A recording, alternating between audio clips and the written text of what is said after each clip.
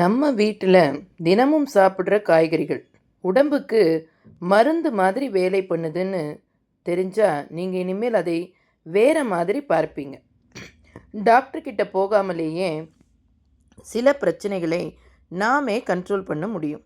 நம்ம முன்னோர்கள் ஒரு சிம்பிள் ரூல் ஃபாலோ பண்ணாங்க. உணவே மருந்து. அப்போது டேப்லெட்ஸ் இல்லை, இன்ஜெக்ஷன் இல்லை, ஆனால் ஆரோக்கியமாக வாழ்ந்தாங்க. அதுக்கு காரணம் அவர்கள் சாப்பிட்ட உணவு தான்.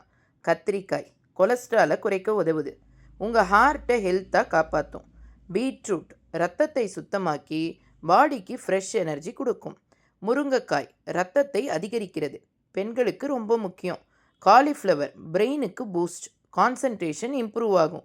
உருளைக்கிழங்கு நோய் எதிர்ப்பு சக்தியை அதிகரிக்கும், ஆனால் அளவாக சாப்பிடணும். வாழைப்பூ சுகர் கண்ட்ரோல் பண்ணும், டயாபட்டீஸை குறைக்கும். வெண்டைக்காய் எடை குறைக்க உதவும், டைஜஷன் ஸ்மூத்தாக ஆகும். வாழைக்காய் சளி கபம் குறைக்கும், இம்யூனிட்டியை இம்ப்ரூவ் ஆக்கும். பீர்க்கங்காய் கண் பார்வைக்கு நல்லது, பாடியை கூலாக வைக்கும். இஞ்சி டைஜஷன் கிங்குங்க, கேஸு ப்ளோட்டிங் எல்லாத்தையும் ரெடியூஸ் பண்ணும்.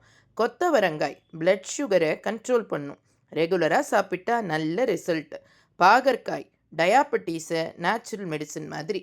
நம்ம கிச்சனில் இருக்குது ஃபார்மசிங்க, ஆனால் நாம் தான் அதை இக்னோர் பண்ணிவிட்டு டேப்லெட்டை தேடி வெளியே போகிறோம்.